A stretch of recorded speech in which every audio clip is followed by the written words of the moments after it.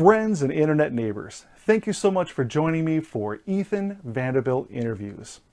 Welcome to my second session here, and today I have Michael with me, a longtime subscriber. So Michael, if you would, go ahead and tell me a little bit about your experience with talent scams. Well, my first experience with scams and in general started right after high school, and I think that's how they gear the scams toward people, toward young people. And it was a what I would call a talent search scam, and it's basically where somebody who wants to get into the entertainment business is approached by someone in public, and that person says, that talent scout says, "Hey, you look like you could be a model. You look like you're talented," and they invite you to a meeting or a program, like sometimes in a hotel. Usually it's in a public place. And me being a writer and a graphic designer at the time, I was interested in modeling because it could be a way to make a little extra income. What happened was I had no idea how the business worked. And so, I paid my $350 and I went to the convention in Washington, D.C. And when I got there, they had modeling agents there. But by the end of the convention, I realized that it wasn't really for my benefit. It was just so you could pay for the hotels and the airfares of the guys who put the program together in the first place. And Gotcha. yeah. So I found out that only two of the people, of the participants, of all the participants there, about 300, they only picked two people. And really, those people were already, they already planned for these two people to be picked. Oh, And I wow. realized, yeah, I got scammed. Yes. That's incredible. Yeah, I think the biggest thing about talent scams is that so many people have a real desire to get into Hollywood or to get into modeling or really into any of these types of things that involve beauty or talent. And they think they're very talented and so forth. And the people that are preying on people like that, it doesn't matter to them. They're just basically looking for your money. But they'll play upon that desire, and they'll take people to like different events. They'll have people take headshots. They'll do all different types of things to try to get you to actually pay them some money. And for a real talent scout, they don't charge really anything. I mean, they make their money off of actually going and getting you work. That's where they actually make their money. You're absolutely right. And I discovered that later when I got approached by another when and I was hit to the game because it was a recruiter, and it was recruiter for a modeling school. And these are big rackets, but they're multi-million dollar. It's a multi-million dollar racket, is what it is. Oh, wow. Yes. And so I got invited to another meeting where potential models. We all met in like again some kind of hotel and everything. And instantly, I felt uncomfortable when they said, "Oh, you have to pay the modeling school, $1,200." Wow, that's a lot of money. Yes. So right away, I knew something was up. So I never contacted them again. I never replied to their emails. And when I did finally contact a legitimate agency out of New York, uh, I felt very relieved when they sent my pictures back to me and said, "Thank you for your consideration for our company." And that's how I knew that it wasn't a scam. Gotcha. They weren't just, no matter who you were, even though you may have been perfect for some other agency, you weren't right for them, so they just sent it back and they're like, "Thank you very much, but we don't need any money from you. We can't do anything for you," or whatever it is that they said. Right. And really, and the scam thing didn't end there. I got caught up in probably one more scam before I finally wised up and said no more. Uh-huh. I'll be real quick about it. It was basically a crossword puzzle or a word find scam, and it was circulating in a lot of video game magazines because I'm a big gamer. Uh-huh. And basically, they were basically talking about how you could win a lot of money with this uh, program, and every entry fee you had to enter it. You had to enter it every single month, and there was two contests, each $5. You could enter both of them for $15. So you just do the math there with how many kids are reading this and sending in their entry fees via money order.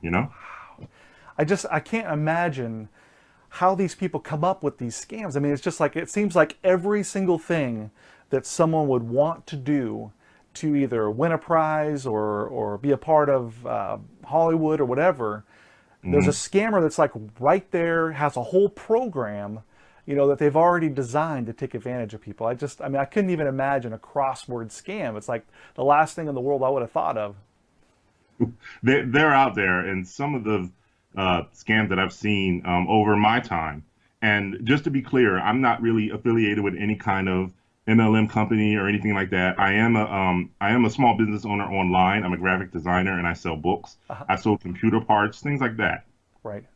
And there was never any recruiting involved, never any money up front. But we'll get into that later. But basically, with the crossword puzzle scam, it was sort of like I wrote a letter to these people and I told them, I think the solution for the grand prize was already figured out. They already had everything figured out. All they were doing was collecting entry fees, nothing more. That's what it was. Wow. Now, do you think they had like someone already chosen that was going to win, that had the solution, or just none of the people that were being brought in were going to win? None of the people brought in were going to win. I think they already had the solution, and maybe they could have made up a fake name. Who knows? Uh-huh. But it was one of those deals where it was a total loss. It was a no-win situation. The only way that you can get through that crossword puzzle scheme is if you were one of the people or one of the architects who created the scheme in the first place. Right. So yes, that was another one. So I said never again, never again. That's wise. Yeah, I mean, I've seen a lot of different types of scams, and I've seen ones where they play on people who are looking to get their music out there, like do music awards.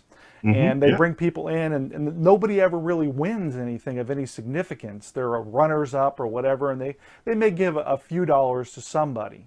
But the vast majority of people, they just collect the money from them, and they endlessly run this, this awards program that almost nobody wins. I mean, it's like a full-time thing for them. That's what they do it all the time. They have 4 or 5 times a year, and they just collect money from people, and it's nothing but a scam. Exactly. But, time is money, and that's what they look for. They're looking for your time and your money because they waste your time and they take your money. That's what they do. Mm-hmm. And one of the things that I learned was my grandfather was an old time preacher, and he pretty much left the church. After a certain time, he left the church and he got tired of, monetary gain getting put before honesty and faith and everything. And we'll get into faith matters a little bit later. Absolutely. With the, but basically, he taught that, people are more important than profit, family over finance. And as I ventured deeper into the business world, I discovered that a lot of people leave their ethics on the shelf. And I'm sure you've heard that term before. Absolutely. When someone leaves their ethics on the shelf, things are on the shelf for maybe one of 2 reasons: to be stored or to be sold. And usually when people get involved in scams like this, they don't realize that they're putting their ethics up for sale. That's right. And they figure, okay, I'll fake it till I make it. And, I'll come back to the same shelf and my ethics will be there. And once I do this dirty deal, I'll come back and I'll start being honest again. Exactly. But what happens is they've started down a slippery slope of dishonesty, and it later leads into self delusion, or they become very deluded. And when they go back, their ethics are gone. Mm-hmm. Ethics are priceless, and they don't realize that. And so even before we get into MLM, we have to ask ourselves, what are these people's ethics? Do they even have any? Do they have a conscience, or are they just ignoring it? Yeah, one of the things that's really important, and this is one of the things I always look for whenever I'm doing research on a person that's a very powerful business opportunity presenter, is you look at their legal history. And not legal history like, have they ever broken the law, but right. What kind of things have they done in the past legally? And I don't know how many times I've seen this, but these people that are ripping people off have been involved in some type of fraud before. And they may have done insurance fraud, there's a lot of different things that they do, but they set the precedent, and that's very, very, very much a big red flag you want to look out for when you're looking at some of these people who are presenting some type of opportunity to you. Is, have they ripped people off before with the same type of deal? And you will usually find that if you do your research, you'll find that on these people. That's very true, Ethan, because a lot of people do what they call due diligence. They're supposed to do that. Mm-hmm. But like you said, it's very difficult. to find out who's being honest, because really the only way you can see it play out is to basically just go through it or watch somebody else go through it. Exactly. Just to give you an inkling of what I've been through. The first MLM meeting that I got invited to was probably for Amway, Uh-huh. and there was a guy with a chart, and this was before this was before the meetings with the computers and everything with the PowerPoints. But the guy had a chart and everything, and he pretty much, but this guy was a little innovative. Instead of drawing a pyramid, he drew what he called a sales funnel. But it was a sales funnel basically is a pyramid laying on its side. And I and he says, "This is your sales funnel." And he did drive a very nice car, but the thing was, the car was leased through the company, which we didn't know. I found that out later because I later met the guy, and he was, I think he was in the store, and he was driving a different car, and he was a little down on his luck with his employment and everything. So he wasn't making the money that he said he was making, but I didn't judge him about that because he was trying to present an opportunity to get people to sign up. That's all that he wanted to do. Now, that was the first time. And then the second time, I was working at a community college, and I also work on a local cable access television. And a lot of people see me on the programs that the college puts out. I got approached by someone. I don't know if I should say the company's name or not. Don't worry about it. Amway is a good one to stick to. Okay. Well, this guy was with a telecommunications company, and he was there, I guess, giving a presentation. The college rents, ballrooms and stuff, so people can have the little presentations. And the guy, I guess he saw me with the camera equipment and everything, and he's like, are you tired of your job? Do you want to, have financial freedom? And I told him, well, I'm fine to where I'm at. I'm working on my degree and everything. Well, he says, well, college is not really guaranteed because that degree is not going to guarantee you a job. I said, well, that's true. And then basically he starts going into how he wants to show me how to make extra income. And it turned from a nice conversation into a match of belligerence. Oh, wow. And within, I think, 15 minutes, because of what happened with the modeling scam and the crossword puzzle scam and the modeling school thing, I was already hip to the game. So I knew where this guy was coming from. I knew his angle. And I basically told him, listen, I don't really think that that's an honest venture. It sounds like a scam. And the guy says the most incredible, outrageous thing to me in front of all these people. He says, actually, your job is a scam. Oh, yes. I hear that one all the time. Yes. And I said, okay, you know what? I got him now. This guy's in hot water. I'm gonna get him. So without, using foul language or being belligerent back to him, I said, break it down, brother. Show me how my job is a scam. So then he goes into this thing saying corporate America is a scam, a pyramid. And I said, okay, well, if corporate America was a pyramid, nobody would be getting paid anything at all at any time. So he goes into this thing where, well, you can have your own income. And I was like, okay, here's the thing that gets them. And people listening, listen to this very closely. I call it EURS, end user retail sales. He could not produce any. What? Yes. Wow. Retail sales. What are you selling? That was one of the first questions that I asked him.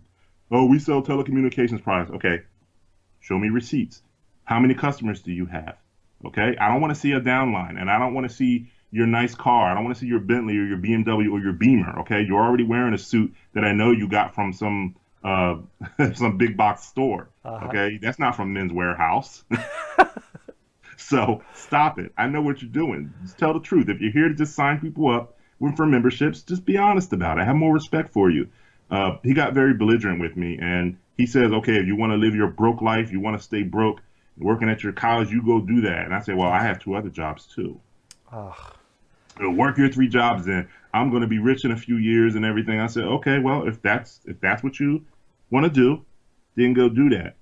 And then I guess his mentor or the guy he came there with said, it's time to end the conversation. Don't say anything else, because these people are listening to him and they're like saying, okay, this guy sounds kind of shisty. And so the guy ends it with, oh, Jesus said if people don't want to listen to the truth, you kick your shoes off and go to the next town. And I said, well, the scriptures also say that if someone comes with a different gospel, you don't bid them Godspeed. I said, so farewell to you. Be out. I don't got nothing else to say to you. So, Yeah, that conversation is, I get that all the time. I mean, I get a ton of commenters and stuff on my website. mhm, And the two key areas that they focus on are your job is a scam, and then, of course, college is a scam. mhm, There's a couple problems with that. First of all, every person that has a job gets paid. From top to bottom in a corporation, everybody gets paid. that's right. Also, every single MLM, pretty much every major MLM, is a corporation as well. So Hmm. if you're saying that corporations or CEOs are all scams, then you're saying that your own organization is a scam as well. Right. So if you, I mean, you can't put it all into one basket and say, you know, jobs are a scam. Well, you know, the people that are actually providing you with the products and so forth that you're selling are all Hmm. working a job. So it's really, really unfair for them to say that, and they're just deceived. Education, I mean, anybody that's been in education knows that the vast majority of people actually complete their education. It's like 50, I believe it's like 59% to 50% of Yes. people who Hmm. try to get a 4-year degree, not just an AA, but to get a Hmm. 4-year degree, complete that degree. When Yes. it comes to multi-level marketing and all those other types of things, the vast majority for Herbalife, Right. 90% of people were dropping out in the first year, not completing anything really. Hmm. So how is it that people who can spend tons of money and get an education, almost everybody, about, you know, the vast majority can do that, but the vast majority of people can't do MLM? Something's not quite right here. If it really was a great opportunity to make money, then people would be making money with it. I mean, that's just the reality. So the reality obviously is something a little bit different. So that's the thing I always run into with people, is that why are you running down corporations and jobs and education? If you have a Hmm. great opportunity, there's no reason to run these other things down.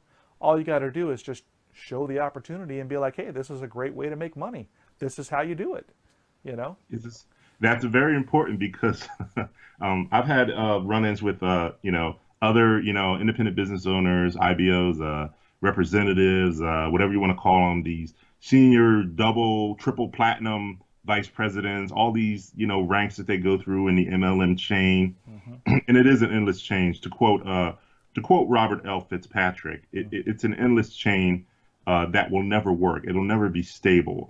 Robert Fitzpatrick, if you're familiar with him, Oh, yes. he wrote a book called False Prophets that I managed to get my hands on a copy after the Five Links debacle, and that was the company that the guy was from. So Five Links is very big around here. And when I read that book by Robert Fitzpatrick, I realized that okay, this has been going on for a while, but it's really exploded on the internet. So the thing is, and I want to give you a few of the MLM companies that around here. Uh, Here in New Jersey, Five Links is very big. Uh, Legal Shield, which was formerly Prepaid Legal, that's really big. Yep. And of course, Herbalife, which is also big in Hispanic communities. I know a few people on Facebook and a few people at my other, social media sites who do sell Herbalife. They send me invites, but they're adamant, but they're not really nasty about it like the Five Links people were in the Wake Up Now people, which is Oh, now Disrupt Worldwide. yeah. The Wake Up Now folks were the worst that I dealt with. Of all the different ones that I've dealt with, they were the Yes, most aggressive, the most abusive of any of them. It was really bad. I had gotten into some altercations online, verbal altercations with the Wake Up Now people because like a lot of them, like when I was working at the university, a lot of the students up there were caught up in that Hmm. whirlwind. Also, VEMA as Yes. well, Yes. sweeping across campuses across the country. And when you question their little, I mean, they approach you, or you can go to their meetings, but if you ask too many questions and it sheds too much light on the program itself, because their thing is they want to have high energy, they want to say, hey, you want to make money, they want to take your attention off of what the program is really about, and then Exactly. you have to and then you have to ask yourself, you got Five Links, got Legal Shield, and you have Herbalife, and you have to say who trains these people, Hmm. because there's little to no accountability for their behavior. And I recall, Ethan, you had made a video saying that the Wake Up Now people who were, rude and nasty toward people, they need to apologize. Yes. And of course, we know they're not actually really selling anything. They're just trying to get you to sign up. But the thing is, again, end user retail sales, they can't produce that. And so after they do that, either they do one or two things when they can't produce that. They either attack you or they try to sell the service or the products to you. Hmm. And you have to ask yourself, okay, is this a recruiting scheme or not? Well, if you look online, and you already know this, what I discovered was before, I guess before you came along, Ethan, and other people started speaking out against it, there were a lot of videos online saying it would have the name of the company, of the MLM company, and say, oh, is it a scam? And it would ask the question, is it a scam? Hmm. And then you think, okay, yes, they're finally going to give me the truth about this company. But then instead, surprise, they're not telling you if the company's a scam or not. They're promoting the company. But the Exactly. word scam is in the title of the video. Hmm. And that's very confusing. And right there, that is a huge red flag. Yeah, that was one of the biggest things that got me into speaking out like I do today, is that I would look into these, like people would ask me about these companies and so forth, some of my friends, and they would be like, hey, what do you think about this? So I was like, all right, well, let's just see what's out there. And I've been on YouTube for quite some time, Mhm. and I would see all of this total misinformation. There's one of two things that I would find in the videos. Like you said, they'd be either selling the product or they'd be doing a thing called a leads scam. And what it Right. is that they're going to sell you leads, or they're going to teach you how to get leads. And they're Mhm. going to sell you this package, $100, $200, whatever. They can be thousands of dollars, these packages that they're selling. And that's it. They were just using, what they call reverse marketing Yes. to sell their products. They And weren't trying to actually give people valuable information. most of them, I didn't mean to cut you, but I just want to jump in and say most of them are. I knew a guy who was selling. It's called a coaching MLM coaching system, Yes. and he was selling that for a while. I mean, he made a little bit of money, but the thing was, unless like I know you hear about name dropping in these multi-level marketing companies because a lot of these guys have done it. Oh, such and such, he's a celebrity and he joined and he's doing it and everything. Wake Up Now did a lot of that with a rapper and everything. But the thing is, when they do that, they have to understand that these famous people or these celebrities or these people, they already have connections. They have a Rolodex of people that they can get to sign up. So yeah, they're going to look pretty good in it. And another thing is the people who are selling it, and I knew a few guys who were at the top of one of these companies. They've all left and gone on to other scams and everything. And actually, one of them called me back and said, Mike, you were right about that one company because I didn't really make any money. When I didn't sell enough, they let me go. They just replaced me with somebody else. The top guys did, Wow. and that's what they do. This is how the business works. And I think to myself, you have to be a special. I don't call people stupid because I'm an educator, and that's not really a good way to characterize someone who doesn't have knowledge. You have to be a special kind of stubborn to fall into that kind of thing. And when the truth is right there in front of you, they don't the person doesn't want to accept it. And I, as an educator, I think to myself, they learn this MLM psychobabble, they can unlearn it too. Hmm. Yeah, there's a very powerful thing that happens when you're involved in a scam. Once a person buys into the scam, either by giving their money or joining or whatever, it's very, very difficult to get that person to change their views because they've bought in. Hmm. And that I typically don't try to deal with people that have already bought in because it's almost impossible for them to come out of it because it's such a shot to their person. It's like I've thought this way, I've made my decision, this is this person that believes something different is telling me that I don't know what I'm doing. And it's extremely difficult to get people to move from that point. They have to really do it on their own. So you just have to put the information out there and let them slowly process it, and they may not make money in it, and then eventually they're like, oh, maybe this person was telling me the truth, and then they can make that change. But typically when someone just buys in the Hmm. first year, it's going to be very, very difficult to get them out of it or to convince them of something different because they've bought in. So, They have bought in, and it's true. One of my colleagues who was part of, I believe it was Wake Up Now, when it was Wake Up Now. The conditioning, I want to call it conditioning because he was being hardwired to know to basically say whatever their pitch was, save, manage, make money, and a lot of them used to say that on campus and everything. So these people are hardwired and they're reprogrammed from what they already know. And a lot of these guys are business majors, you know.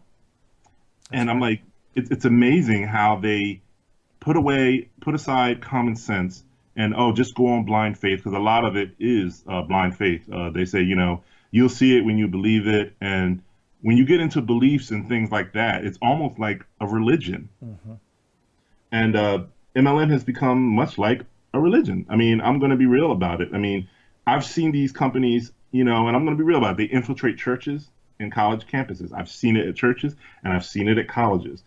They're economic cults is what they are. Exactly. And when they chant at these rallies and they have these big events and they seem like parties, that's a cult right there. I mean, people might think it sounds a little didactic or you know a little judgmental or subjective, but that's what it is. Yeah, they use all the tools that religion, they use the large events, they use the everybody chanting, they use all these different things, these techniques, these group techniques to influence people, to keep them a part of it. That's why the events are so important. I've actually had a major MLM company. It's very popular here in California. I was talking to one of their top people while I was doing research on the company. I was doing it kind of on the slide. They didn't know who I was.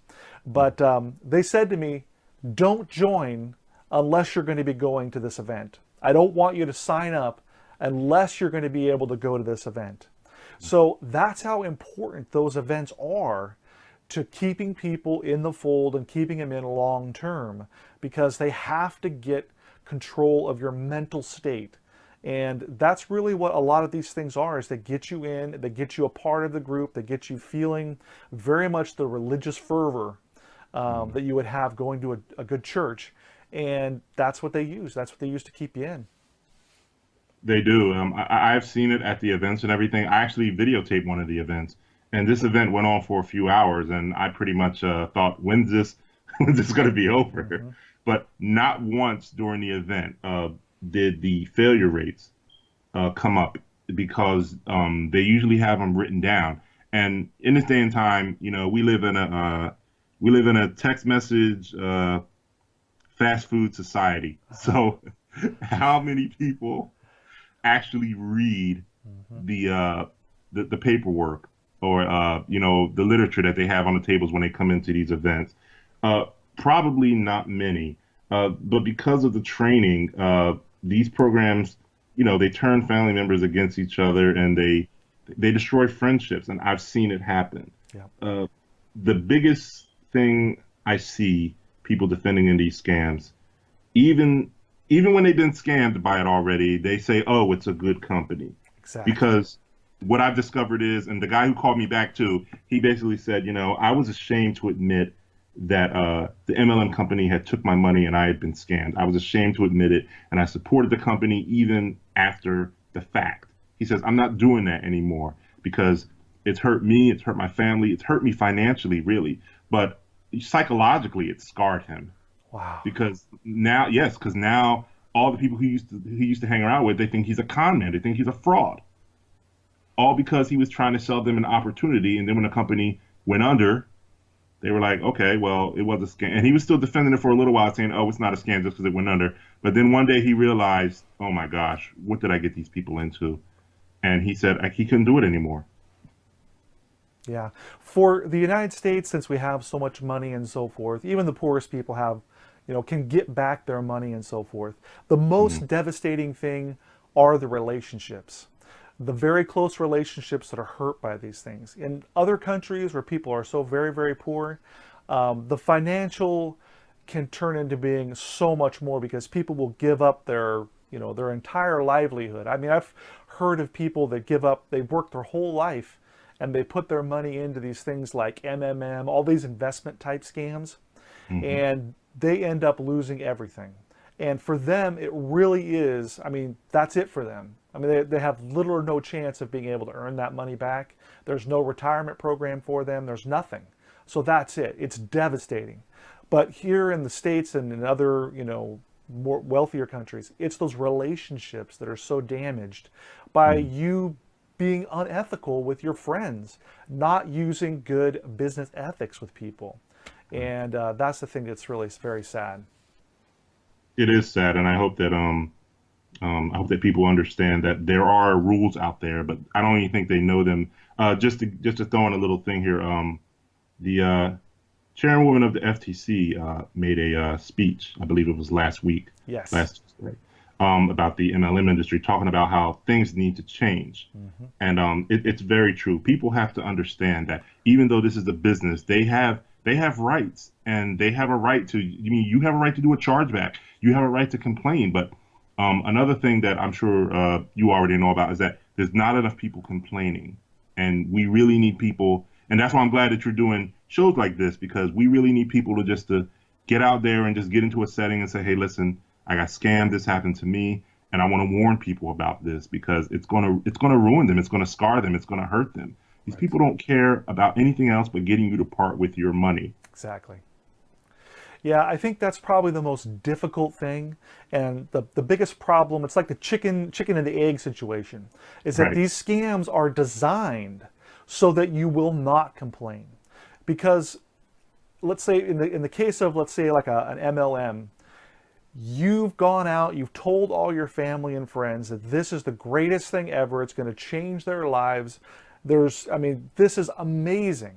And then in the end, you end up making no money and it ends up hurting you.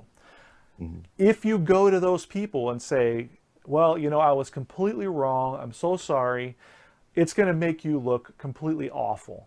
And Right. you're going to feel awful and so forth. The best thing to do is just quietly go away and just say, hey, it didn't work out. I wasn't able to get enough people. It just wasn't a good deal. The company's great, but it just wasn't a good deal. And walk Right. away with it Hmm. instead of actually speaking up. And that's the trick with Ponzi schemes. The way that they do it is basically they keep paying people all the way up until the very end, and Right. then when it's over, bam, it's gone. So you don't know. There's no one to complain until the money's already all gone.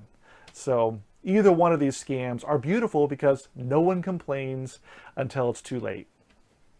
And usually, one other thing is they have people that they pay to basically shill for the scam, to promote the scam. But they don't say that. They don't publicly disclose that. They pay them under the table to shill for the scam. They pay for their flights and they pay for the cars that they rent. These lifestyle marketing videos on YouTube are totally outrageous. They use movie prop money that looks real. Mm-hmm. They've gone through so many different iterations, and they go through so many lengths to make it seem like this is the lifestyle that they live. And it's unbelievable, really unbelievable. Yeah, it'll just blow you away in what is actually real. Like, Yeah. I've had people talk about how, like, this person will own like a Ferrari, or actually what it is, they're leasing a Ferrari, and Hmm. they live in that, and that's the only real possessions that they have other than the clothes, a few clothes. Right. And they're trying to pass this off as like, this is the incredible lifestyle that they have. When in reality, it's all just an illusion.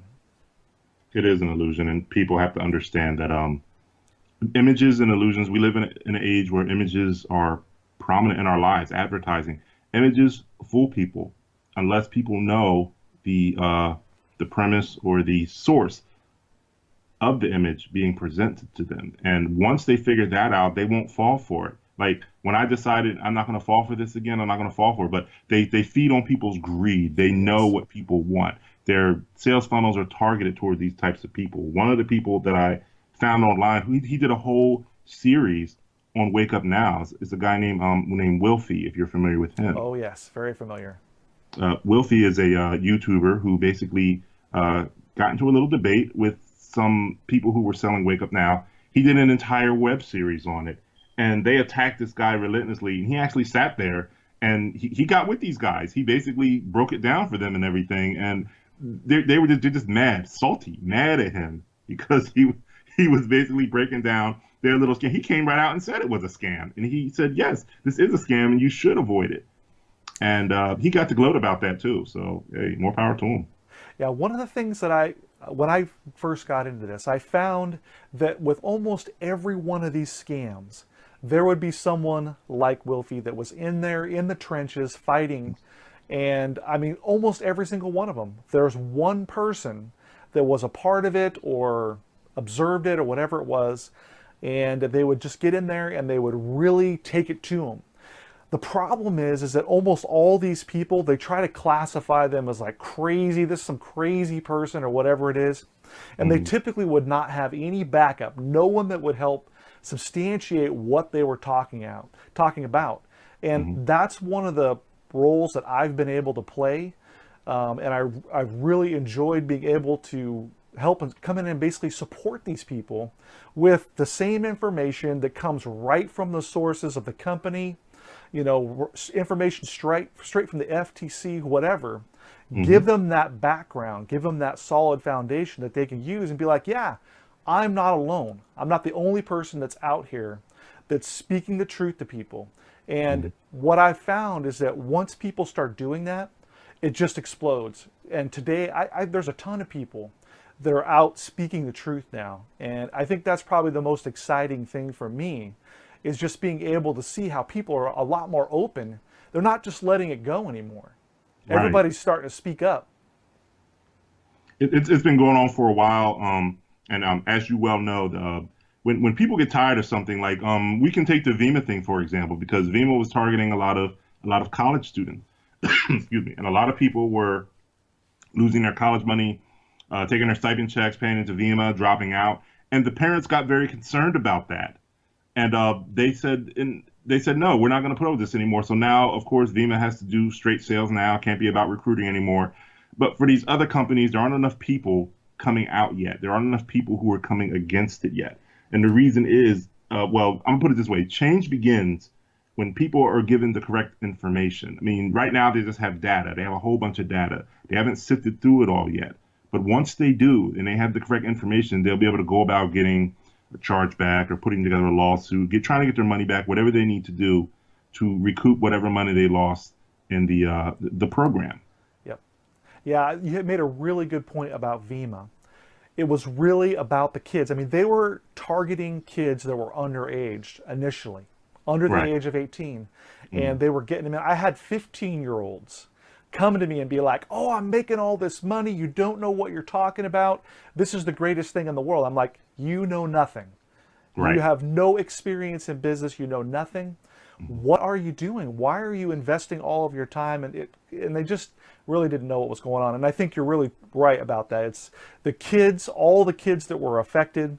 The government saw that, and the parents were complaining about it, and they took action. And I'm really glad they did, because that was a really big one. The next two, the one that we were talking about previously, Wake Up Now. Next to Wake Up Now, Vima was the next most aggressive one that I was dealing with. I think that, well, for me, to close, I think that people have to understand. It all comes down to ethics. And Ethan, I know you hear that a lot, where it's not about morality. This is America. It's capitalist society. You have to do what you have to do to get paid. Fake it till you make it and everything. That is the complete and total opposite, because in regular business relationships, that would be considered out of bounds or just crazy. No, nobody does that. I mean, you don't talk about somebody's dreams and hopes. This is about business. What product are you selling? Even if you're selling something at the flea market, or like I used to sell computer parts online, or I sell books. Somebody comes to my site and says, hey, that's a cool book you wrote. I want to buy it. Okay, the book is $5. I get a royalty from that from Amazon, however that works, because you got to pay to use their site. You know how it works. Exactly. And they buy the book, they read it, and I have the money, and that's it. We go our separate ways. With multi-level marketing, it's not like that, because they can't just sell that any way they want to. They have to stick to the comp plan. They have to get a certain amount of people to sign up. There's even payment caps for some of these programs. They can only make a certain amount. It's designed from the very beginning so that the people fail. You had mentioned that 99% of people do fail within a year, and it's very true. They do. But it's designed that way, because the only scam or the only program or scam that anybody should be a part of is the one that you helped start. They should be at the top when it began. Then they would be making money. Yeah, then it will make you. I mean, the most difficult thing for people to deal with is that for a lot, even not, I don't believe every MLM is an outright scam. You know, there's Right. some of them that do actually sell products and so forth. Hmm. But this is the trick for the ones that are scams. They get you in and you're able to sell your mom, you're able to sell a couple of people, and you make a little bit of money. Right. So they do actually see some initial money from those few sales. But what happens is your warm market evaporates. And then you're Right. just like everybody else having to go out and find strangers. Now you may have a referral to the stranger from, you know, one of your family members and so forth, and that can definitely help. But the problem is that you have a million people all doing the same thing, all trying to reach those same people, and it makes it near impossible for you to be able to make any money. So it's very, very sneaky in that some people can make an initial blast of money by Hmm. selling a bunch of people that they know. Right. But everybody ends up in the same boat at the end when they end up having to recruit and they end up having to try to sell to strangers. What ends up happening is they can't sell the product to strangers. All they end up being able to do is sell the opportunity because Right. everybody wants to make big money and they want the opportunity. Yes. So that's what ends up happening. Yes. And just one more thing, when they like, I know women that sell Avon, and they make pretty good money doing that. Not a lot, and I have bought some things from them because they were colleagues of mine and everything. Uh-huh. But the whole thing is the way MLM is designed. Like the chairwoman of the FTC said, that there have to be changes. And just to wrap up, I think I usually say this in my classrooms, in my classes. There's three types of people on the planet. You can apply this to anything. You can apply it to business, religion, military, anything. There's three types of people. The first group of people are the people with both eyes closed. Now, these people are totally oblivious to what's going on around them, and they need to wake up before something terrible happens or something that's going to affect them in a negative way. Then you have the people with both eyes open, people like me and you know, Wilfie, all the people who speak out against these scams. We see it now. We're aware. And not only are we aware, we're spreading this information and getting it out there so that people can understand that what they're involved in or what they're going to get involved in is going to harm them. The most dangerous people in the world are the people with one eye open or one eye closed. I call them the one-eyers. The one-eye people, they're the ones who are trying to keep the oblivious people asleep by telling the oblivious people that we, the people with both eyes open, are wrong. I'm sure you've seen videos saying, you know, this is a video debunking Ethan Vanderbilt. Oh, I'm pretty yes. sure you've seen those. Yes. It really, we have to open the eyes of these people who are oblivious because a lot of them, like when I got into the whole modeling thing, I had no idea how the industry worked. It's a shame that I had to learn that way, but you know what? I learned, and I shared that information with other people so they can see what it really is. They don't have to go through that, but it takes a lot of common sense. And another critical thing is critical thinking. And I hope that will help people in the future because critical thinking is very important for them to get through the obstacles they're going to get through in the business world. Because yes, there are a lot of scams out there, but they have to be aware and be critical thinkers as well. Exactly. Yeah, I think that is really one of the very, very important things right there. That I want to end on that point because it's so important, is that you need to be someone, when you're a business person, you don't take things at face value. Right. You do your due diligence, you verify the things that are coming to you, because this, for a typical business person that has employees and all these things, it can affect hundreds, thousands. I mean, depending on how large of a business you have, these decisions that you make can affect a vast amount of people and can wreck your business. So as a business person, you need to be a critical thinker. You need to verify the information that's given to you, and you need to make sure that it really is benefiting you, even though it may be a great thing. Someone could be offering you something that's fabulous, but it may not be right for you and it may not be right for your business. And you need to take that into account when you're making a decision on, you know, what are you going to do for your business? What kind of business do you want to run? Is this right for you? Is this going to be good for your community? Is it going to be good for your family? You need to make those choices and be a critical thinker. That's very important, Ethan, and I hope more people follow that in the future. Yeah, absolutely. All right. Well, thank you so much for joining me. I really appreciate all the things you've shared. I think everything that you've shared is going to be valuable to somebody. I think there's going to be a lot of people that are going to watch this and they're going to be like, I got something out of this. So I definitely think that's going to happen with this session today. So thanks again. And I really appreciate all that you've done. I mean, you've made wonderful comments on my stuff, and you've always been supportive and so forth, been a long-time subscriber. So have a great day, and I really appreciate all your time. No problem, Ethan. It's a pleasure. Thank you. You bet. Have a great one.